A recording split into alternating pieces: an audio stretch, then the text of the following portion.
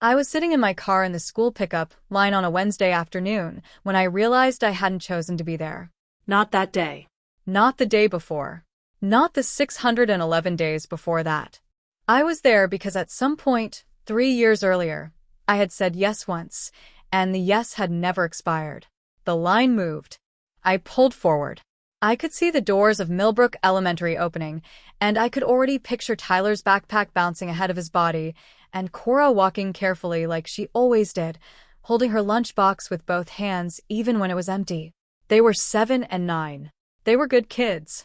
None of what happened was their fault. I pulled up to the curb at 3:14 p.m. The aide waved them to my car. Tyler got in the back first. Cora buckled herself. Tyler said, "Quinn, can we get a snack?" I said, "Sure, buddy." I drove them home. I unlocked the back door with a key my sister Renata had given me so long ago, I couldn't remember the occasion. I didn't go home until 6:47 that night. My name is Quinn Ashworth, and I am 24 years old.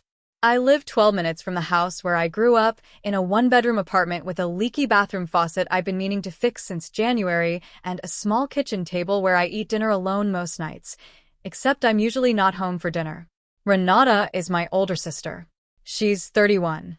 She and her husband Dale moved back to Cloverfield, New Jersey 3 years ago after Dale got the job at the distribution facility on Route 9. Renata had been working as a dental receptionist in the city, which she kept when they moved back. The drive was 40 minutes each way, and the school day for Tyler and Cora ended at 3:15, and Dale's shift didn't end until 5:30, and none of that math worked without someone to bridge the gap. That someone was me. I was 21 at the time. I was working 26 hours a week at the animal clinic on Cedar Street and taking 2 online classes at Mercer County Community College. My schedule had gaps in it. I had a car. I lived nearby. Renata asked once if I could help out while she figured out a more permanent solution, and I said yes, and the more permanent solution never came. I want to be precise about what I did, because I think precision matters here. I picked up Tyler and Cora from Millbrook Elementary every school day, Monday through Friday, for 3 academic years. That is approximately 615 school days. I drove them to Renata's house. I unlocked the back door. I got them a snack, usually crackers and peanut butter, or the apple slices I had learned to cut the way Tyler liked, no skin. I sat with them while they did homework. I started dinner 4 nights out of 5 because Renata got home at 5:20 and Dale got home at 5:45, and neither of them had time. I folded the laundry once a week if it was sitting in the dryer when I arrived, because leaving it sitting seemed wasteful. I did all of this without being asked, because the first time I had done it without being asked, Renata said, "You're a lifesaver," and that had been enough for a while. I was never paid. I want to be clear about that too. The understanding, as far as I could parse it, was that I was family and family helped, and I didn't have real responsibilities the way Renata did, so it wasn't really a sacrifice on my part. That was the logic. I know it was the logic because Renata said it out loud, more than once. Not cruelly, or at least, not in a way she would have recognized as cruel. It was said the way you say something obvious, the way you state a fact. I think about where that logic came from now, and I think I understand it better than I did then. Renata has been performing competence since she was 12 years old. She was the one who got the grades, kept the schedule, married someone steady, built the life that looked right. I was the one who couldn't decide on a major, and still rented instead of owned, and had a cat named Gerald, and a refrigerator held closed with a strip of packing tape. In her frame, I was perpetually available because I was perpetually unfinished. The things she had, the mortgage, the children, the 40-minute commute, those were weight. The things I had were just time. What she didn't account for was what I was doing with that time. I had been promoted at the clinic to full-time veterinary assistant in February, which meant I was now working 38 hours a week and my schedule had shifted. I had also been accepted, quietly, without announcing it to anyone in my family, into a veterinary technician certification program that started in September. The program had a clinical practicum component 2 evenings a week. My life, which had looked like empty space to Renata, was now full. Not visibly, but full. I hadn't told her yet. Some things you don't announce until you have to. The Tuesday it broke was the 3rd week of September. I had arrived at Renata's house at 3:22 p.m., which was 8 minutes later than usual because I had stayed an extra few minutes at the clinic to help Dr. Farouk restrain a border collie named Biscuit, who had decided that nail trims were a civil rights violation. I had Tyler's snack on the counter, the apple slices, the peanut butter in the little bowl he liked, and I was pulling Cora's reading log from her backpack when Renata came in through the front door at 5:09, earlier than usual, already on her phone. She was talking to someone. I heard her say, right, but the Tuesday slot won't work either. And then she dropped her bag by the door and walked into the kitchen without looking at me and opened the refrigerator and stood there for a moment before closing it again. I started the pasta, I said. I see that, she said. She was still on her phone. She held up one finger at me, the universal symbol for wait, and turned back to the hallway to finish her conversation. I stood at the stove and stirred the pasta water. She came back in 3 minutes later, phone in her pocket, and opened the refrigerator again and took out a container of leftover soup and put it in the microwave. I said, "Everything okay?" She said, "The Hendersons asked me to work the Saturday clinic day, and I want to say yes, but I don't have childcare." I waited a half second. Then I said, "I have my practicum on Saturday mornings now." She looked at me. "What practicum?" "The vet tech program. I'm in the certification program. It started 2 weeks ago. I have clinical hours on Tuesday evenings and Saturday mornings." There was a pause. The microwave beeped. Renata took out her soup and set it on the counter and looked at it and then looked at me in a way that I can only describe as recalibrating, like she had been running a calculation and the numbers had just come back wrong. "You couldn't have mentioned this before," she said. "I'm mentioning it now. Quinn." She said my name the way our mother used to, drawing it out at the end like a question I was supposed to answer. "I need you here. That's a Saturday. I could pick up a full day. You know what I could use that income for?"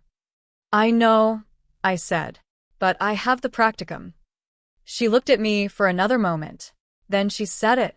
"You don't have real responsibilities yet. It's not a big deal for you to flex." I heard the words. I registered them. I turned back to the stove and checked the pasta. Renata took her soup and went to sit at the table with Tyler, who was explaining a card game to her in great detail. I listened to him talk. I finished the pasta. I served everyone's plates. I drove home at 6:53 p.m. I sat at my small kitchen table with Gerald in my lap and ate a bowl of cereal for dinner because I hadn't thought to feed myself.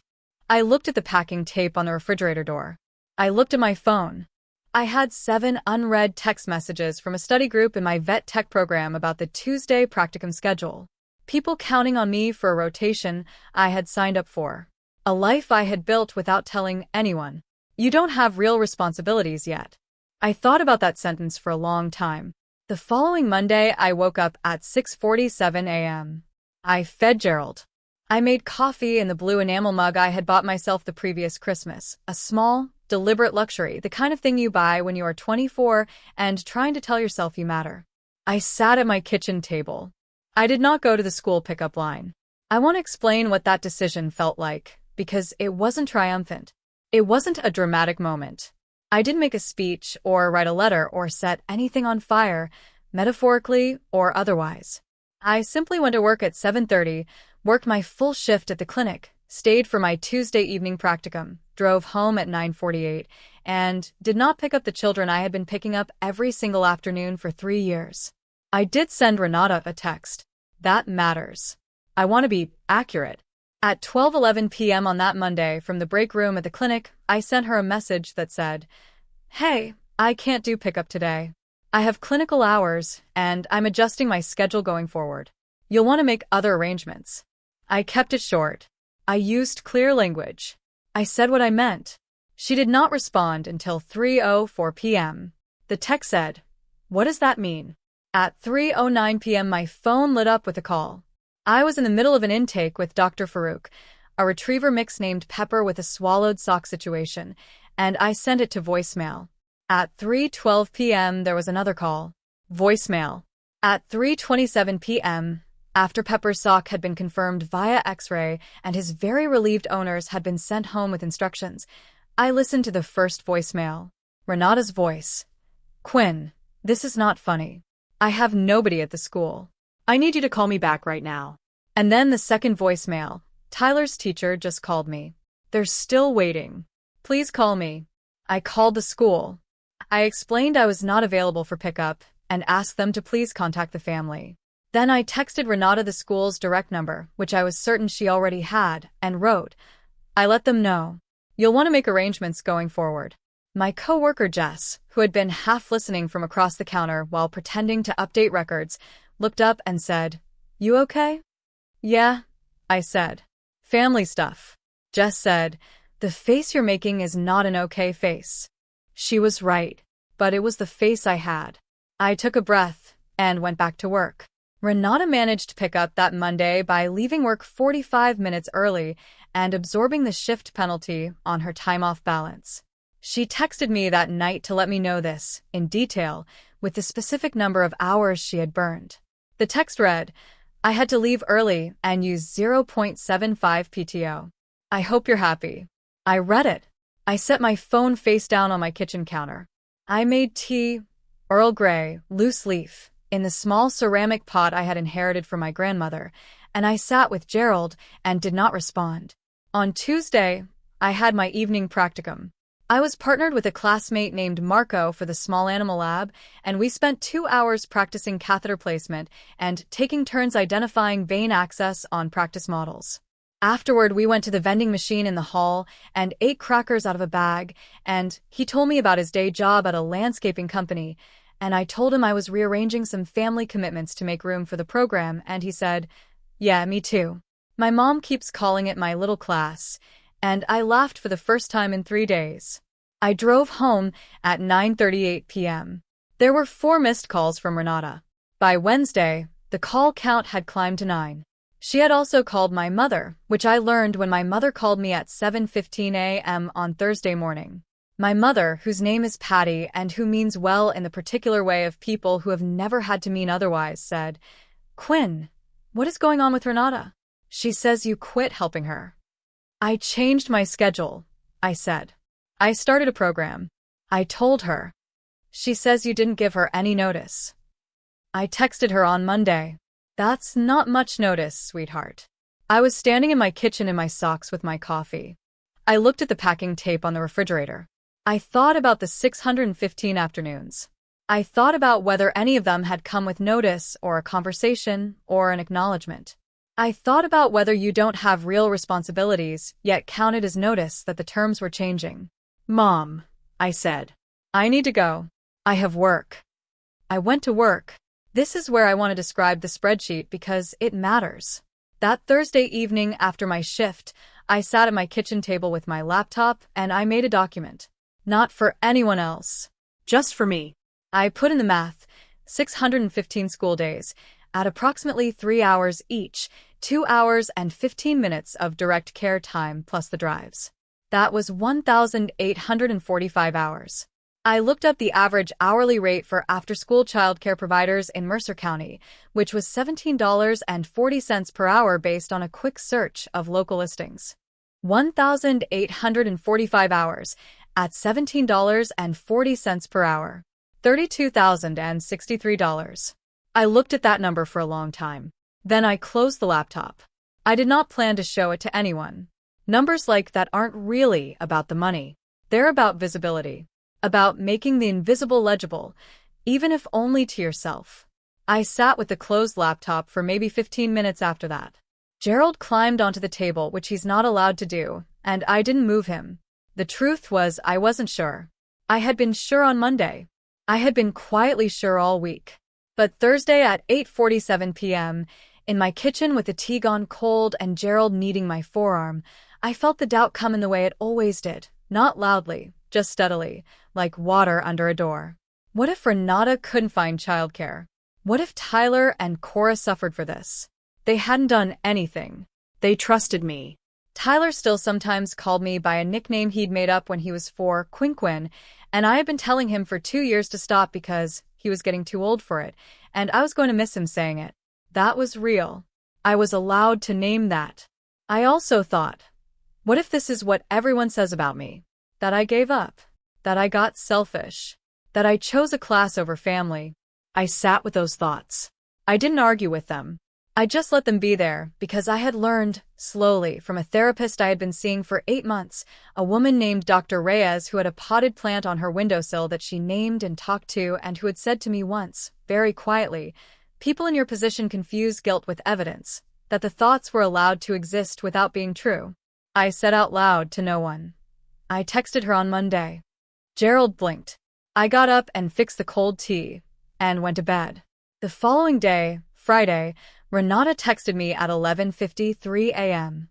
"I found a temporary sitter. She costs $18 an hour. I hope you know what this is doing to our family budget." I wrote back, "I'm glad you found someone." She didn't respond to that. On Saturday morning, I drove to my clinical practicum at Mercer Veterinary Institute, a low beige building on Industrial Road that smelled like antiseptic and dog and something faintly like rubber, and for 4 hours I learned how to read a blood panel and assist in a sedated exam and the proper way to hold a frightened cat so that neither the cat nor the person holding it got hurt. I drove home at 1:10 p.m. and made soup and called Dr. Reyes to confirm my Tuesday appointment.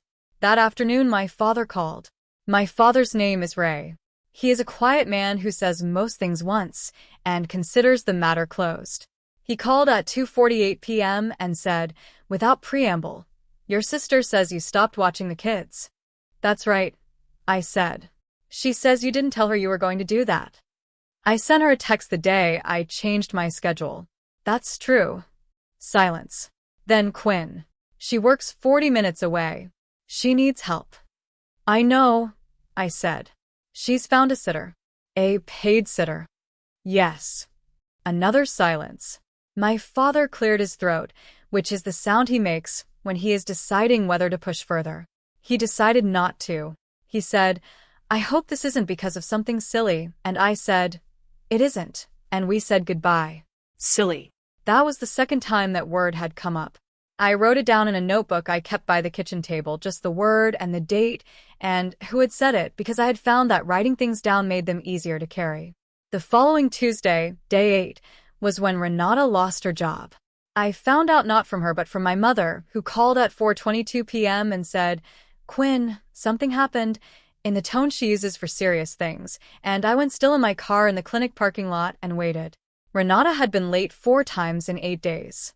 The dental office had a 3 strikes policy she had apparently used up over the previous 6 months on other days: a kid's sick day in spring, a parent-teacher conference she'd booked wrong, a morning Dale had car trouble. The 4th late arrival in 8 days had triggered a conversation with the office manager, and that conversation had ended with Renata leaving early and not going back. I sat in my car for a moment after my mother told me this. "She's devastated," my mother said. "She doesn't know what to do." "I'm sorry to hear that," I said, and I meant it. "Quinn." My mother's voice tightened. "Do you understand what this means for their finances? Dale's salary doesn't cover the mortgage on its own." "I know." "Then why?" Mom, I said. I changed my schedule. Renata made 4 choices that resulted in 4 late arrivals. I'm not responsible for those choices. Silence. "That is a very cold thing to say," my mother said. "It might be," I said. "I still think it's true." When I got home, Renata herself called at 6:14 p.m. I let it ring. It went to voicemail, and I listened to it in the kitchen while I heated soup. Her voice was different in the voicemail than it had been in the earlier calls that week. The sharpness was gone, and what was left was something that sounded scraped out. She said, "I lost my job today. I need to talk to you. Please call me back." I sat with the phone in my hands. I thought about calling her back immediately. I thought about what I would say. I thought about the word Dr. Reyes had used in our last session, reactive.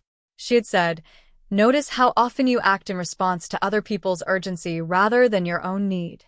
I sat with that. I texted Renata, "I got your message. I'm sorry. I have my practicum tomorrow evening, but I can talk Thursday." I set my phone down. She did not text back that night. Thursday came with clouds and with my father's car in my driveway. I had not expected him. I pulled up at 5:52 p.m. after my shift, and his gray Taurus was sitting in the visitor spot with the engine off, and he was sitting in it, reading something on his phone, and when I pulled in he looked up and got out. "Dad," I said. "Can I come in?" I let him in. He stood in my kitchen and declined tea and declined to sit, which meant the conversation was going to be short and direct, which is my father's style.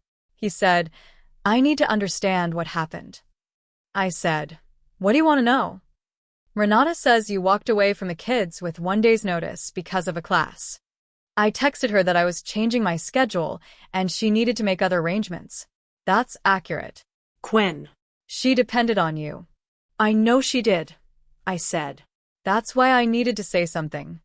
My father looked at me. He is not a man who processes easily in the moment.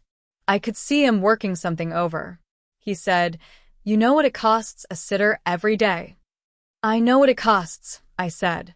I went to the kitchen table and opened my laptop and turned it to face him. The spreadsheet was still open. $32,063. I didn't say anything. I let him read it. He looked at it for a long time. He started. 3 years, I said. At the going rate. I'm not asking anyone to pay it back. I'm showing it to you so you understand what I was giving.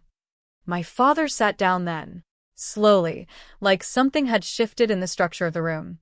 He sat in the chair across from me, and he put his hands flat on the table and he said, "She didn't know you thought of it that way." "I didn't think of it that way for a long time," I said. "That was part of the problem." He was quiet for a moment. Then he said, "She said some things to you." "Yes." "About responsibilities." "Yes." He exhaled. "That's your grandmother and her. Your mother's mother. The same thing was said to your mother when she was young. It gets passed on." He shook his head slowly. "That doesn't make it right."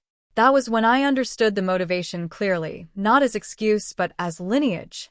My sister had been handed a measuring stick she hadn't examined. She had measured me with it because no one had ever asked her to put it down. That didn't make it right, but it made it something other than pure cruelty. It made it a pattern running through our family like a water stain through wallpaper. Old damage, never repaired, just papered over and handed down. "I know," I said to my father. "I know that." He stayed for another 20 minutes. He drank the tea after all. When he left, he paused at the door and said, "Renata is going to have to figure this out herself." "I think you know that." "I do. And I think," he stopped. Started again. "I think you should know that I see what you were doing. The class. The hours. What you're building."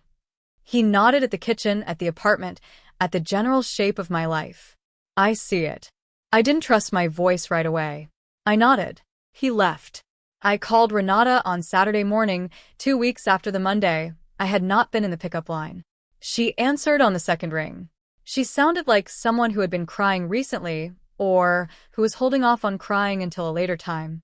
I said, "How are you?" She said, "I don't know." We talked for a long time, longer than we had talked in months. She told me she had found a childcare co-op through a parent group at the school that would cover afternoons for $11 an hour split between 2 families. She told me she had 2 job interviews the following week. She told me that Cora had asked where I was, and she hadn't known what to say. I said, "Tell her I'm in school. Tell her I'm learning how to take care of animals." Renata was quiet for a moment. Then she said, "I didn't know you were in school." "I know you didn't." I didn't ask. "No," I said. "You didn't." Another silence. She said, "I said something really awful to you. About responsibilities." "You did." "I think I've been saying it for a long time without knowing I was saying it." "You have," I said. "But I also let it go for a long time without saying anything. That's on me too." She asked, quietly, whether I would come to Thanksgiving. I said I would come if she hosted it.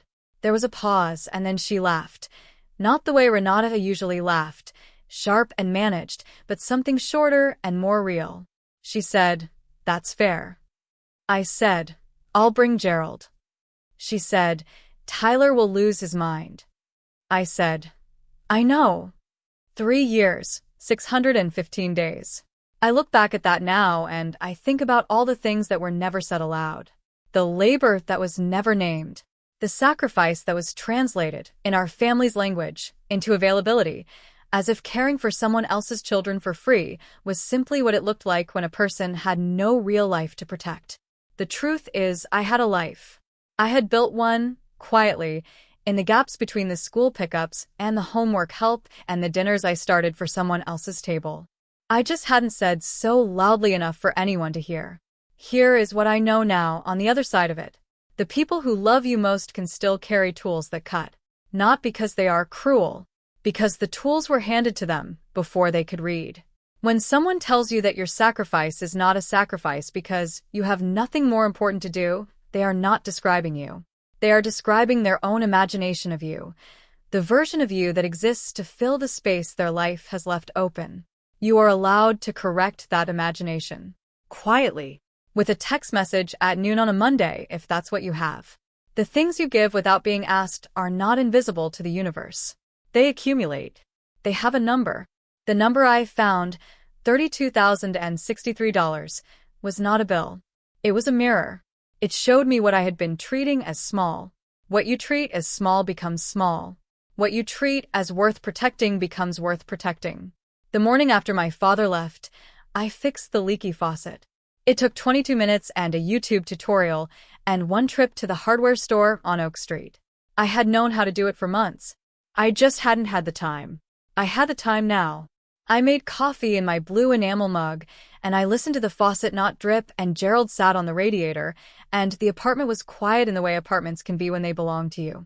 If you have ever been the person who covered the gaps, in the schedule, in the budget, in the household, in the family's idea of itself, and you have done it so long that everyone, including you, forgot it was a choice, I want to ask you something. What would happen if, one ordinary Monday, you simply didn't show up?